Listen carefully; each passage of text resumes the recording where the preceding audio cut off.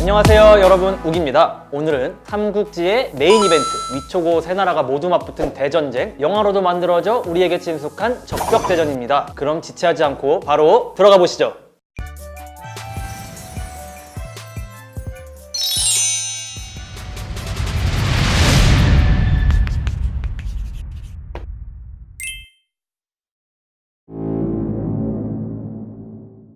당시 상황을 보자면 삼국 중 위나라가 가장 압도적인 세력을 가지고 있던 시기였습니다. 조조군이 삼국을 정벌하기 위해 남하하기 시작하면서 유비는 하구로 도망치게 되고, 조조군은 손권의 동호를 공략하기 위해 동정호라는 곳에서 수군을 훈련시키기 시작합니다. 이때 하구로 향하던 유비와 만나게 되는 동호군의 노숙은 조조에게 대항하기 위해서는 유비와 손을 잡아야 한다는 의견을 가지고 있던 인물이었습니다. 이에 제갈량과 함께 동맹을 성사시키기 위해 본국으로 향하게 됩니다. 결과적으로 제갈량과 노숙은 손권을 설득시키는 데에 성공하고, 손권은 칼로 책상을 베며 전의를 불태우게 됩니다. 2대 촉오라는 구도가 형성된 것은 맞지만 총나라와 오나라 간에 보이지 않는 견제도 계속되었습니다. 제갈량의 재주를 경계하는 주유와 이를 간파하고 풀어내는 제갈량의 대결은 적벽대전의 숨은 묘미라고 할 수 있었는데요. 그 대표적인 예시를 들자면 다음과 같습니다. 제갈량을 제거해야겠다고 생각한 주유는 제갈량에게 10만 발의 화살을 만들어내라는 미션을 주게 됩니다. 10만 발의 화살을 만들어 오지 못할 경우 군령으로 그를 처벌할 계획이었죠. 하지만 제갈량을 한술 더 떠 사흘 만에 10만 발의 화살을 만들어 오겠다고 말합니다.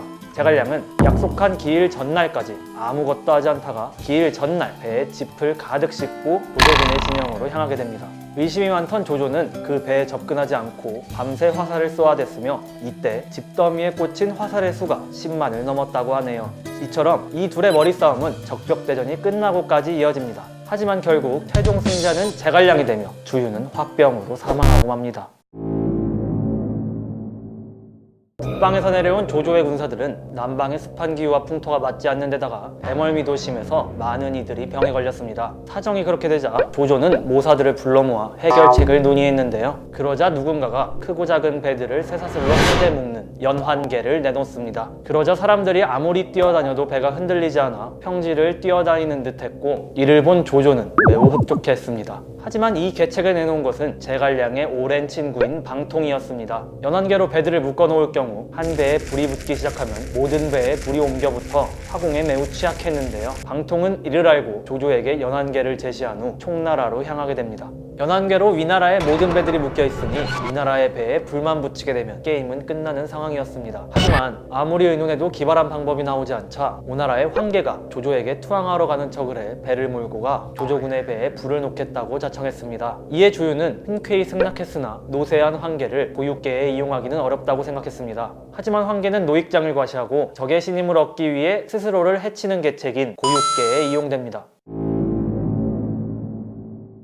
연환계와 고육계로 모든 준비를 마친 조유군에게 남은 것은 유리하게 불어오는 바람이었습니다. 하지만 계속해서 부는 바람은 조유군에게 불리한 서북풍, 조유는 점점 애가 타기 시작합니다. 하지만 이때 등장하는 제갈량, 한겨울에 부는 서북풍이 며칠 동안 동남풍으로 역류한다는 사실을 알고 있던 제갈량은 조유에게 꿀법을 부려 풍향을 바꿔놓겠다는 장담을 하게 됩니다. 이후 제갈량은 재단을 만들어 기도를 하게 되고, 이에 풍향이 바뀌어 정말로 동남풍이 불게 됩니다.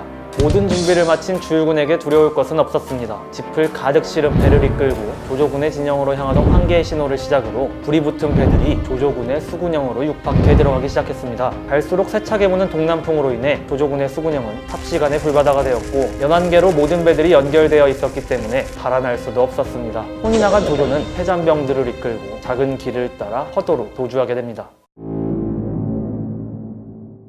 조조는 허도로 달아나며 크게 웃기 시작합니다. 웃으면서 하는 말이 내가 제갈량이나 주유였으면 이곳에 군사를 배치하였을 것이다 라는 것입니다. 병법가다운 조조의 생각이었으나 제갈량과 주유를 너무 얕봤습니다. 장비 등 총나라의 장수들이 시도 때도 없이 몰려왔기 때문이죠. 마지막으로 조조는 화용도라는 지방에 도착하게 됩니다. 화용도에서 조조군들은 진흙탕 길을 힘겹게 건너가고 있었습니다. 하지만 이들 앞에 등장한 것은 총나라의 관우. 조조는 관우에게 지난날의 은혜를 베푼 것을 이야기하며 살려달라 이야기합니다. 이에 마음이 약해진 관우는 조조를 그대로 놓아주게 됩니다. 이 부분은 독자에게는 안타까움을 더하는 한편 정의로운 관우의 성격을 다시 한번 강조하는 대목이 됩니다. 적벽대전을 통해 유비는 본인만의 세력을 구축하게 되며 이에 위초고 삼국이 어느 정도 대등한 세력을 지니게 됩니다. 세 국가가 모두 어우러져 치른 전쟁이기에 삼국지의 메인 이벤트라고 할 수 있겠죠. 이처럼 중요한 의미를 가지는 삼국지의 3대 대전 중 하나인 적벽대전, 다들 재밌으셨나요? 재밌으셨으면 좋아요와 구독 그리고 알람 설정까지 부탁드립니다.